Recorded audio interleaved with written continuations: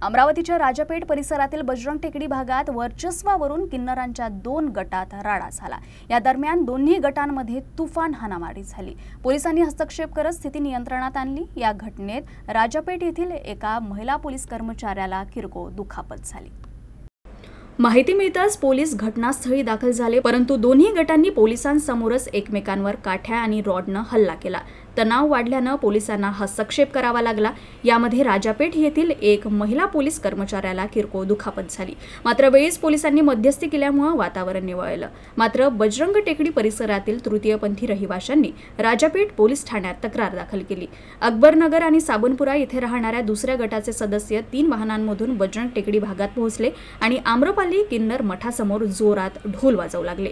त्यांना कारण विचारले असता त्यांनी सांगितलं की ते दिवाळी शगुन मागत आहे। मात्र दिवाळीला 15 दिवस उलटून गेले, आता कशाचा शगुन अशी विचारणा त्यांना केली। दरम्यान परिस्थिती बिघडण्याची चिन्ह पाहता याबाबत राजापेठ पोलिसांना कळवण्यात आलं। मात्र राजापेठ पोलीस या ठिकाणी पोहोचेपर्यंत दोन्ही तृतीयपंथीयांच्या गटांमध्ये जोरदार हाणामारी झाली। परिस्थिती इतकी बिकट झाली की कोणीतरी मिरची पावडर फेकली आणि एकमेकांवर काठ्यांनी तर कोणी रॉडने हल्ला केला। पोलीस घटनास्थळी दाखल झाल्यानंतर ही हाणामारी सुरूच राहिली। बराच प्रयत्न केल्यानंतर पोलिसांनी दोन्ही गट वेगवेगळे केले आणि त्यानंतर परिस्थिती शांत झाली।